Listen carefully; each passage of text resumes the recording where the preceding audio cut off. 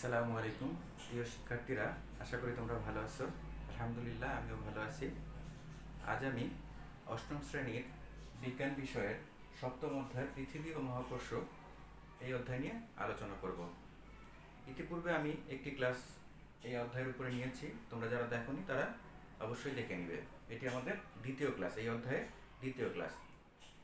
তো আগের ক্লাসে আমরা কি কি পড়েছিলাম? মহাকর্ষ বলতে আমরা কি বুঝি সেটা পড়েছিলাম, নিউটনের মহাকর্ষ সূত্র পড়েছিলাম, এবং এই নিউটনের মহাকর্ষ সূত্র ব্যবহার করে দুইটি বস্তুর মধ্যে আকর্ষণ বল নির্ণয় করা শিখেছিলাম, এবং এদের যে ভর পরিবর্তন করলে যে এদের আকর্ষণ বলটা পরিবর্তন ঘটে, এবং দূরত্ব পরিবর্তন করলে যে এদের আকর্ষণ বলটা পরিবর্তন করে, সেগুলো আমরা শিখেছিলাম। তো আজকে আমরা অভিকর্ষ ত্বরণের পরিবর্তন, ভর ও ওজনের সম্পর্ক, এই কয়টি বিষয় নিয়ে আলোচনা করব। চলো শুরু করি। প্রথমে কি আসছে আমাদের? অভিকর্ষ।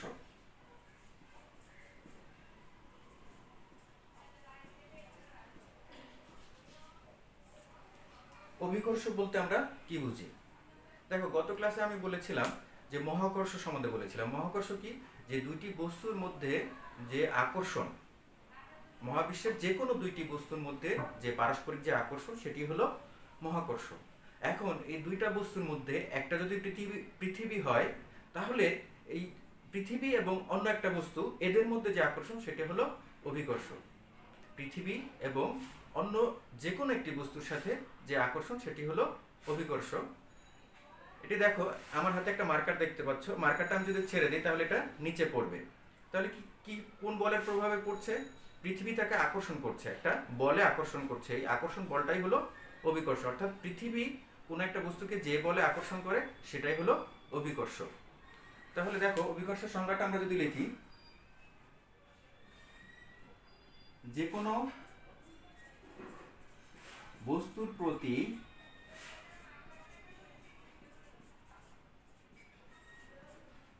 পৃথিবীর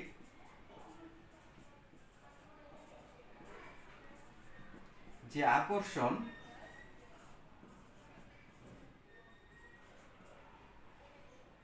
তাই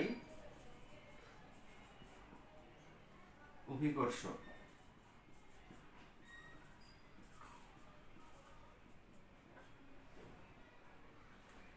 যে কোনো বস্তুর প্রতি পৃথিবীর যে আকর্ষণ, তাই হলো কি? অভিকর্ষ। দেখো, কথিত আছে বিজ্ঞানী নিউটন একদিন আপেল গাছের নিচে বসে আছেন। তো একটা আপেল হঠাৎ করে নিচে পড়লো। তখন তিনি চিন্তা করলেন যে আপেলটা আসলে নিচে কেন পড়লো, উপরেও তো চলে যেতে পারতো, তাহলে নিচে কেন পড়লো? নিচে পড়ার কারণ হলো, তিনি তখন এটা নিয়ে চিন্তা করলেন এবং তিনি এটা আবিষ্কার করলেন যে যে কোনো বস্তুকেই পৃথিবী তার নিচের দিকে আকর্ষণ করে, যার কারণে আপেলটা উপরে না গিয়ে নিচের দিকে পড়লো। আর এর থেকে এটাই হলো কি? অভিকর্ষ। অর্থাৎ অভিকর্ষ বলের প্রভাবে যে কোনো বস্তু কি হয়, পৃথিবীর দিকে আমি যদি উপরের দিকে লাফ দেই বা একটা ঢিল উপরের দিকে ছুঁড়ে মারি, তাহলে ঢিলটা আবার কি পুনরায় মাটিতেই পড়বে বা ভূপৃষ্ঠে আঘাত করবে। কারণ কি? কারণ হলো অভিকর্ষ বল। অভিকর্ষ বলের প্রভাবেই বস্তুটা উপরের দিকে, অভিকর্ষ বলের বিরুদ্ধে আমি যেহেতু একটা বল প্রয়োগ করেছি, সেটা যার কারণে অভিকর্ষ বলের বিরুদ্ধে সেটি যাবে এবং সর্বোচ্চ উচ্চতায় ওঠার পরে সেটি আবার নিচের দিকে চলে আসবে। তো এইটা হলো আমাদের অভিকর্ষ বল। এরপরে হলো অভিকর্ষ ত্বরণ।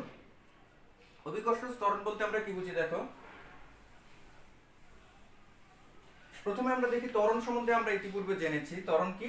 ত্বরণ হলো কোন একটা বস্তুর বেগ বৃদ্ধির হার, কোন একটা বস্তুর বেগ বৃদ্ধির হারকে ত্বরণ বলে। এখন তাহলে এই অভিকর্ষ ত্বরণ মানে কি? অভিকর্ষ বলের প্রভাবে মুক্তভাবে কোন একটা বস্তুকে আমরা যদি, মনে করো এই মার্কারটাকে আমি যদি উপর থেকে ছেড়ে দেই, তাহলে সেটা কি নিচের দিকে পড়বে। এখন কোন বলের প্রভাবে পড়লো? অভিকর্ষ বলের প্রভাবে। এবং এটা যেহেতু নিচের দিকে পড়ছে, তাহলে তার কি হবে? যে যত নিচের দিকে যাবে, তত তার প্রতি পৃথিবীর আকর্ষণ বলটা বৃদ্ধি পাবে, কারণ দূরত্বটা কমে যাচ্ছে। দূরত্ব কমলে আকর্ষণ বল বাড়ে, আমরা ইতিপূর্বে জেনেছি। তো যতই কাছে আসছে, তার আকর্ষণ বলটা কি হবে? বেড়ে যাবে। আর বেড়ে যাওয়ার কারণে তার বেগও বৃদ্ধি পাবে, এই জন্য বেগের পরিবর্তন ঘটছে। তার অভিকর্ষ ত্বরণ হলো অভিকর্ষ ত্বরণ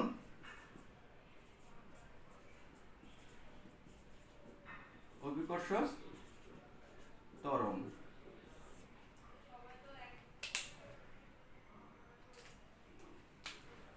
অভিকর্ষ বলের প্রভাবে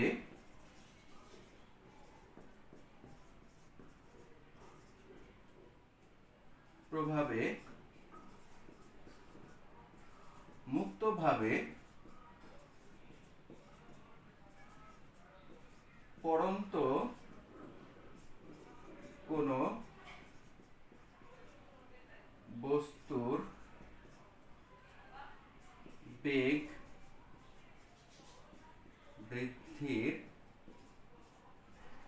হারকে অভিকর্ষ ত্বরণ বলে। একে জি দ্বারা প্রকাশ করা হয়, ছোট হাতের জি দ্বারা প্রকাশ করা হয়।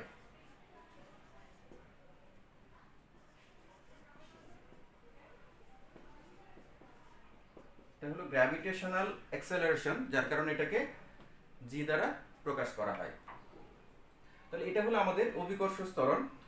কি বললাম দেখো, অভিকর্ষ বলের প্রভাবে মুক্তভাবে পড়ন্ত কোনো বস্তুর বেগ বৃদ্ধির হারকে অভিকর্ষ ত্বরণ বলে। অর্থাৎ এটাকে আমি কোনো বল প্রয়োগ না করে জাস্ট এখান থেকে যদি ছেড়ে দেই, তাহলে সেটা কি হবে, নিচের দিকে পড়তে থাকবে। তাহলে এটা হলো কি, মুক্তভাবে পড়লো। তাহলে মুক্তভাবে পড়ন্ত কোনো বস্তুর কি হবে, বেগটা বৃদ্ধি পাবে। কি কারণে বেগ বৃদ্ধি পাবে, কারণ এটি যতই দূরত্ব অতিক্রম করছে সেটি পৃথিবীর ততই ভূপৃষ্ঠের ততই কাছে চলে আসছে, আর কাছে আসার কারণে তাদের দূরত্বটা কমে যাচ্ছে, আর দূরত্ব কমার কারণে আকর্ষণ বলটা বেড়ে যাবে। যেহেতু আকর্ষণ বল বেড়ে গিয়েছে সেহেতু বেগটাও বৃদ্ধি পাবে, যার কারণে বেগের পরিবর্তন ঘটবে। এই জন্য বলছে যে বেগ বৃদ্ধির হারকে অভিকর্ষ ত্বরণ বলে।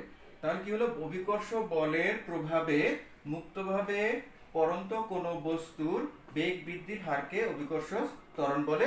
একে জি দ্বারা প্রকাশ করা হয় এবং এটার মান কিন্তু নির্দিষ্ট। এটি সাধারণত আমরা কি g equal to 9.8 metre per second গাণিতিক সমস্যার জন্য আমরা এটা ব্যবহার করব, কিন্তু এটির মানও কিন্তু পরিবর্তিত হয়। এটার মানও কিন্তু পরিবর্তিত হয়, স্থানভেদে এর মানে তারতম্য ঘটে। যেমন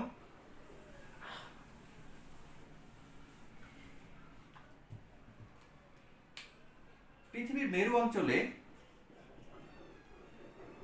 আচ্ছা আগে আমরা দেখি জি এর সমীকরণটা বের করি, তারপরে পরিবর্তনটা আমরা দেখব। দেখো, মনে করো কোন একটা বস্তুর প্রতি অপর একটা বস্তুর যে আকর্ষণ সেটাকে আমরা কি বলি, মহাকর্ষ বলি। এবং মহাকর্ষ সূত্রটা আমরা ইতিমধ্যে পূর্বের ক্লাসে প্রতিপাদন করেছিলাম, তার মানে আমরা সূত্রটা জানি। সূত্রটা কি দেখো, F equal to G m1 m2 by d square। এটা আমরা গত ক্লাসে প্রতিপাদন করেছিলাম, যারা দেখোনি তারা দেখে নিবে। দেখো এখন এখানে m1 হলো একটা বস্তু এবং m2 হলো অপর একটা বস্তু। এখন দেখো এই m1টা যদি m1 বস্তুটা বা এখানে যে কোনো একটা বস্তু যদি পৃথিবী হয়, তাহলে সূত্রটা কি দাঁড়ায়, F equal to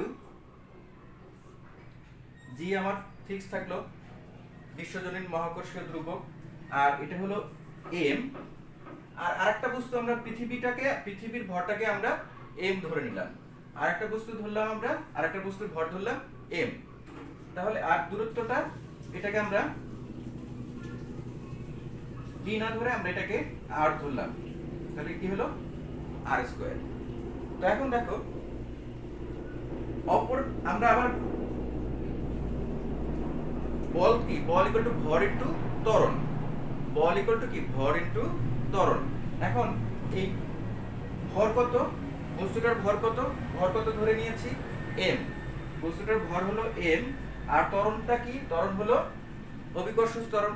তাহলে অভিকর্ষ ত্বরণ হলো g, যেটাকে আমরা ওজনও বলি, w ইকুয়াল টু mg। আমরা ওজন কি, w equal to mg। w হলো ওয়েট, m হলো মাস, আর g হলো গ্র্যাভিটেশনাল অ্যাক্সেলারেশন। তাহলে দেখো এখন এটা হলো কি, এটা f এর মান হলো এটা, আবার f এর মান হলো mg। এখন এটাকে আমরা যদি দুইটা সমীকরণ ধরে নিই, দেখো একটু খেয়াল করো, f equal to g m m by r square, আর একটা ধরলাম f equal to mg। এটা এক নাম্বার দিলাম আর এটা দিলাম দুই নাম্বার ইকুয়েশন। এখন দেখো এইটাও f, এটাও, এই দুইটা সমান কিনা, এই দুটো অবশ্যই সমান।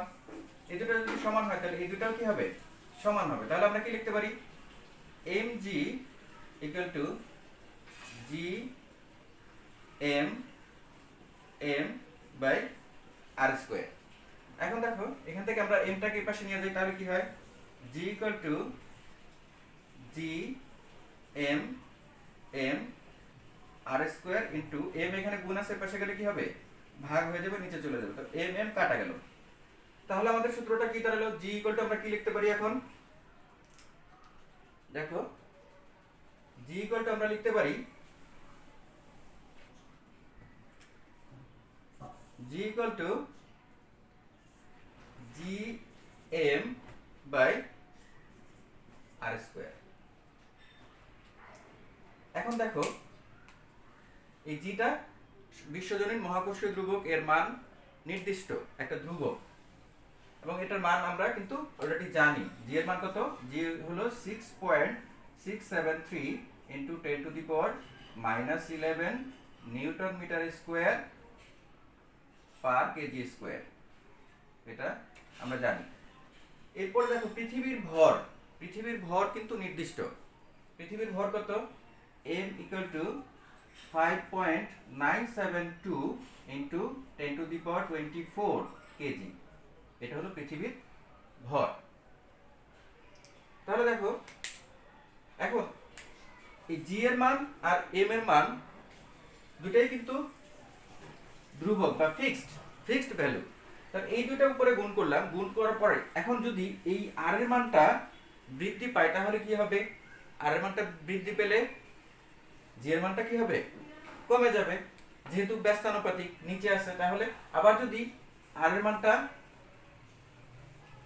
কমে যায় তাহলে জি এর মানটা বৃদ্ধি পাবে। এখানে আর হলো পৃথিবীর ব্যাসার্ধ, আর ইকুয়াল টু কি, পৃথিবীর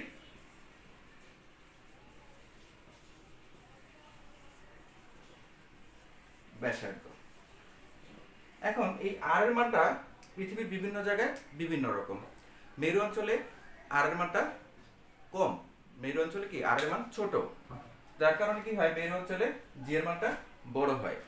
আবার বিষুবীয় অঞ্চলে আর এর মানটা বেশি, যার কারণে এখানে জি এর মানটা কম, যার কারণে আমাদের ওজনেরও তারতম্য ঘটে। মেরু অঞ্চলে যে ওজন হবে বিষুবীয় অঞ্চলে সেই ওজন হবে না, এবং ক্রান্তীয় অঞ্চলে আবার একটু ভিন্ন হবে। দেখো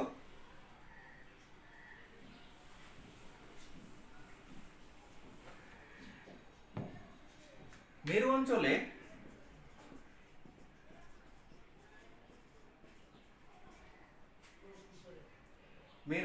জি এর মান হলো 9.83 মিটার পার সেকেন্ড স্কয়ার, যেহেতু মেরু অঞ্চলে আর এর মানটা ছোট। এরপর হলো বিষুবীয় অঞ্চলে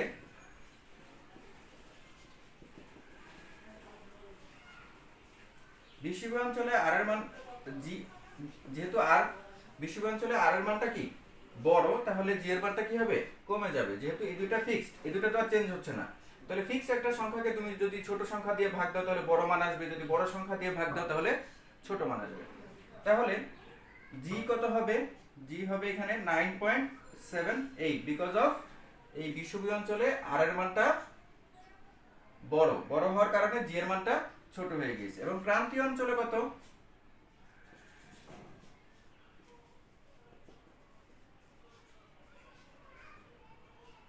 ক্রান্তীয় অঞ্চলে g equal to 9.79 metre per second square. তাহলে কি হলো, যে যেহেতু পৃথিবীর ব্যাসার্ধ সব জায়গায় একই রকম নয়, তাহলে বিভিন্ন অঞ্চল ভেদে কি হয়, জি এর মানের তারতম্য ঘটে। আবার মনে করো পৃথিবী থেকে উপরের ভূপৃষ্ঠ থেকে উপরের কোনো স্থানে যদি আমরা যাই তাহলে কি হবে, জি এর মানটা কমে যাবে।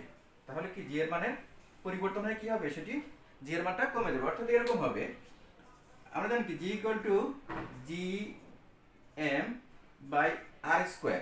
এখন এখানে আর স্কোয়ারটা কি হবে, চেঞ্জ হয়ে যেহেতু উপরে যাচ্ছি আমরা, তাহলে এই ব্যাসার্ধের সাথে কি হবে, যতটুকু উপরে গেলাম সেটা যোগ হবে, হওয়ার পরে এটার স্কোয়ার হবে। তাহলে কি হবে, আর প্লাস এইচ এটার হোল স্কোয়ার।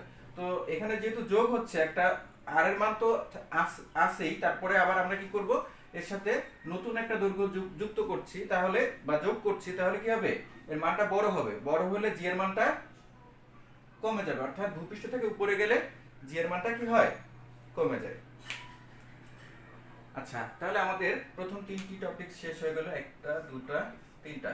এরপর আর চলে আসি আমরা ভর এবং ওজন।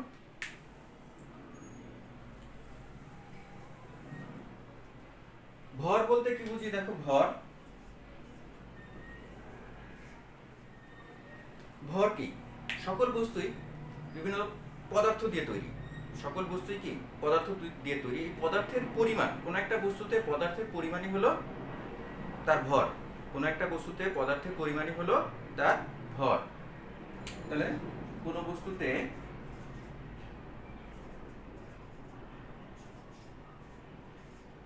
মোট পদার্থের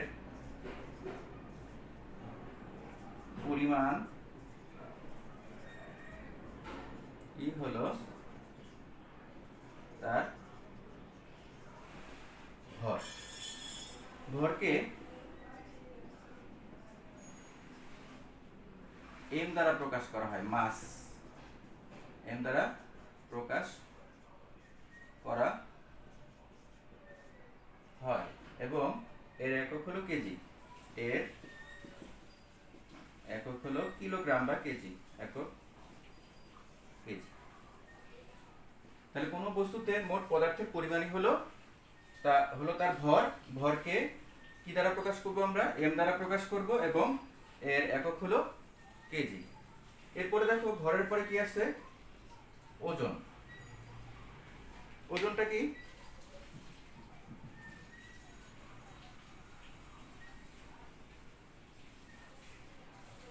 ওজন হলো, ওজন ইকুয়াল টু ভর ইন্টু অভিকর্ষ ত্বরণ। অর্থাৎ ওজনও কি এক ধরনের বল, ওজনও কি এক ধরনের বল। অর্থাৎ কোন একটা বস্তুকে পৃথিবী যে বলে আকর্ষণ করে সেটা হলো ওজন। কোন একটা বস্তুকে পৃথিবী যে বলে আকর্ষণ করবে সেটি ওজন, ওই বস্তুর ওজন। তার মানে হলো ওজন ইকুয়াল টু ভর হলো এম, আর অভিকর্ষ ত্বরণকে আমরা কি দ্বারা প্রকাশ করি, জি দ্বারা প্রকাশ করি। এবং গাণিতিক ক্ষেত্রে আমরা এটাকে গাণিতিক সমস্যা সমাধানের জন্য আদর্শ মান হিসেবে আমরা 9.8 ব্যবহার করব। এটার মান 9.8 মিটার পার সেকেন্ড স্কয়ার, এটা ব্যবহার করব। তাহলে ওজনকে W দ্বারা প্রকাশ করব, ওয়েট, তাহলে W ইকুয়াল টু mg। এটি দ্বারা আমরা বিভিন্ন বস্তুর ওজন নির্ণয় করতে পারবো। এই সূত্রটি দ্বারা আমরা বিভিন্ন বস্তুর ওজন নির্ণয় করতে পারবো যদি তার ভর জানা থাকে। দেখো আমরা একটি গাণিতিক সমস্যা সমাধান করি। 50 কেজি ভরের একটি বস্তুর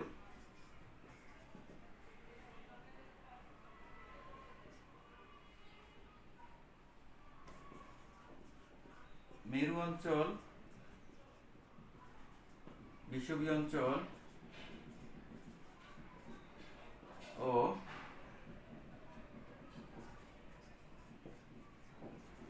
ক্রান্তীয় অঞ্চলে ওজন কত হবে।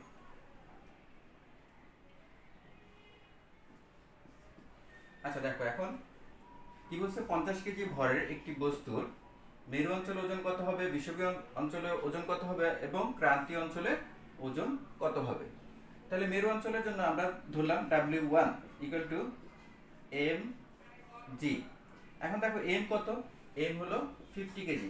আচ্ছা এইটা দেখো, m স্থানভেদে m এর কোনো তারতম্য ঘটে না, বা ভরের কোনো পরিবর্তন ঘটে না। ভর যেখানেই নিয়ে যাও না কেন, বস্তুর পদার্থের পরিমাণ একই থাকবে। যদি পৃথিবীতেও যা চাঁদেও তাই, যে যে কোনো জায়গায় নিলে তার ভরের কোনো পরিবর্তন হয় না, অর্থাৎ তার এটা অনন্য বৈশিষ্ট্য, এটি কখনোই পরিবর্তনশীল নয় বা পরিবর্তন হয় না।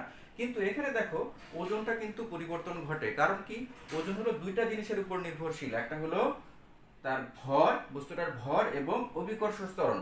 তো ভরটা পরিবর্তন হলো না, কিন্তু স্থানভেদে কিন্তু অভিকর্ষ ত্বরণের তারতম্য ঘটে। এটা ইতিপূর্বে আমরা দেখেছি যে ব্যাসার্ধ বৃদ্ধি পেলে জি এর মানটা কি হয়, কমে যায়। আবার ব্যাসার্ধ, পৃথিবীর ব্যাসার্ধ যদি কমে যায় বা দূরত্ব দূরত্ব যদি বেড়ে যায় তাহলে জি এর মানটা কি হয়, কমে যায়। আবার দূরত্ব যখন কমে যাবে তখন জি এর মানটা বেড়ে যাবে।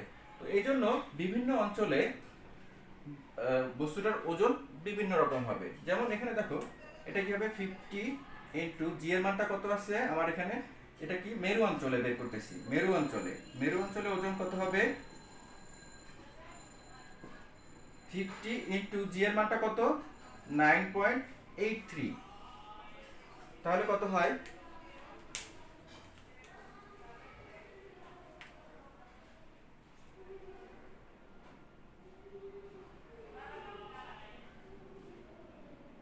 ফিফটি ইন্টু 9.83 কত আসলো, 491.5। 491.5 এত। যেহেতু এটা একটি বল তাহলে একক হবে নিউটন। 491 নিউটন। এটা আসছে কি আমাদের মেরু অঞ্চলে বস্তুটার ওজন। এরপরে দেখো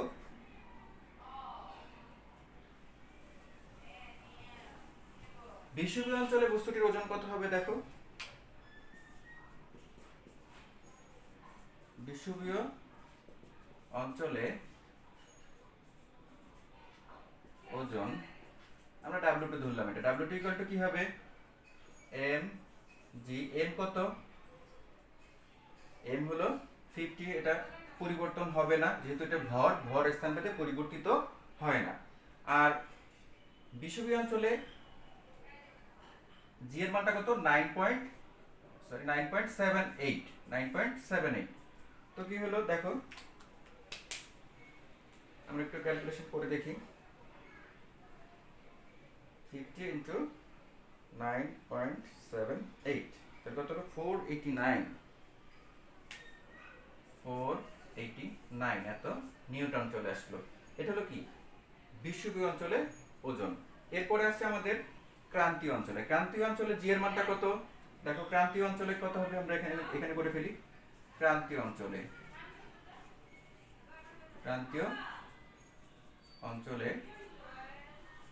ওজন W3 ইকুয়াল টু কত হবে, আবার লিখবো আমরা mg।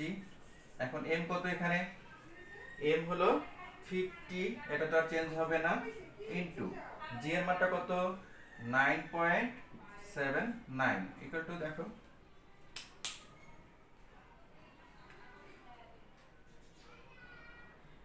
50 ইন্টু 9.79 কত আসছে, 489.5। 489.5 এত নিউটন। এখন দেখো তিনটি অঞ্চলে তিনটি ভিন্ন ভিন্ন মান এসেছে। তাহলে দেখো কি হলো, যে আমরা এটা বুঝতে পারলাম যে স্থানভেদে বস্তুর ওজনের পরিবর্তন ঘটে। স্থানভেদে কি হয়, বস্তুর যেহেতু জি এর মানটা পরিবর্তন হয় যার কারণে বস্তুর ওজনের পরিবর্তন ঘটে। কিন্তু কোনো স্থানের কথা যদি না বলা থাকে তাহলে আমরা কিভাবে বের করব, যদি স্থানের কথা না বলা থাকে যে 50 কেজি ভরের একটি বস্তুর ওজন কত, তাহলে আমরা কি করব, 9.8 দিয়ে করে ফেলব। অর্থাৎ জি এর মানটা ধরবো কত, 9.8। এরকম আর কি একটি বস্তুর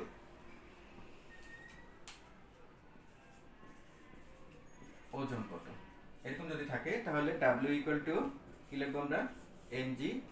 m কত, m হলো 50 আর g হলো 9.8। তাহলে কত হয় একটু দেখি,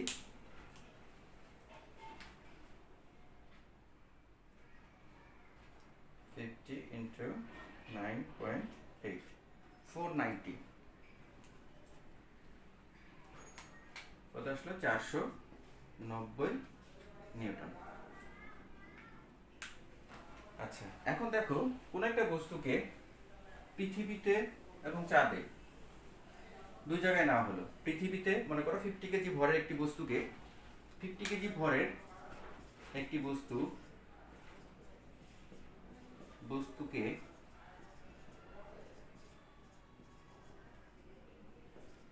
চাঁদে নেওয়া হলে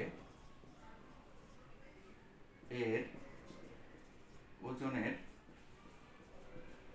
কি তারতম্য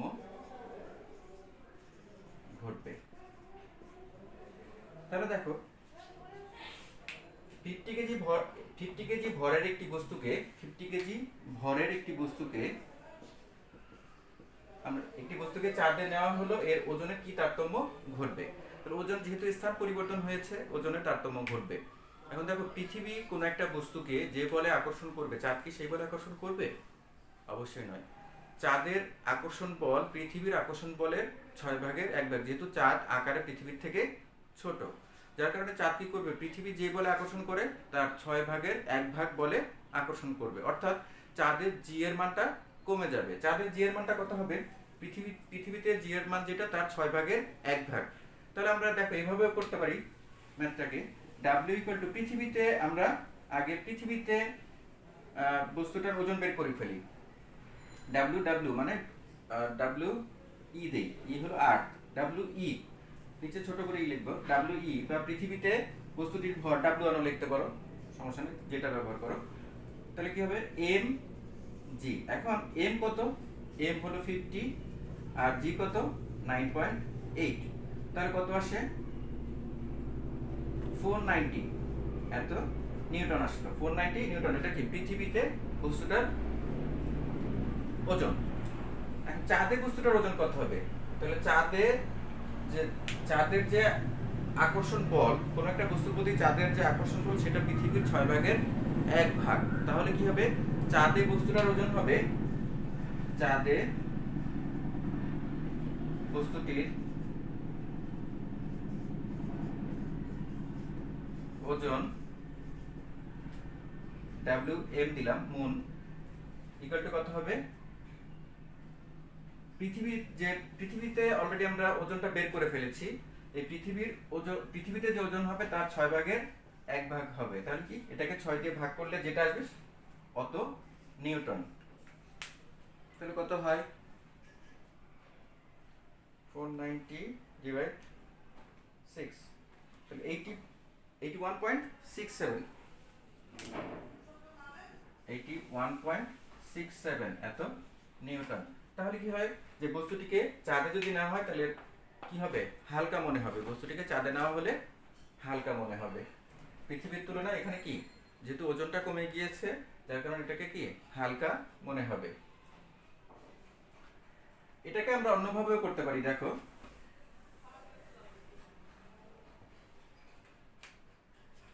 চাঁদে জি এর মান কত? পৃথিবীর যে অভিকর্ষ ত্বরণ জি, সেটার মান চাঁদে, পৃথিবীর যে মান তার 6/1। তাহলে চাঁদে অভিকর্ষ ত্বরণের মান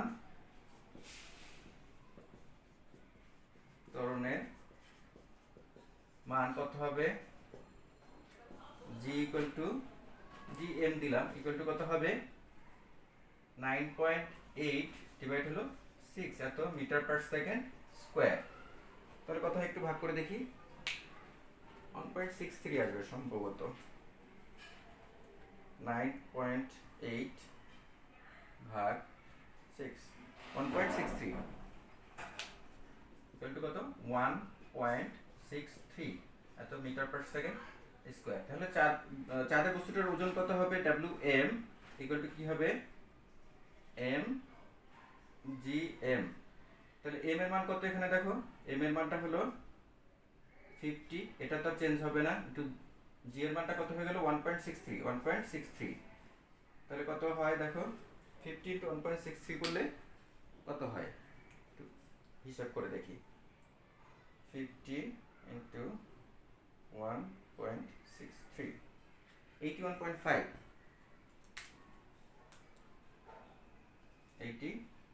1.5 এত নিউটন। চাইলে তোমরা এভাবেও করতে পারো।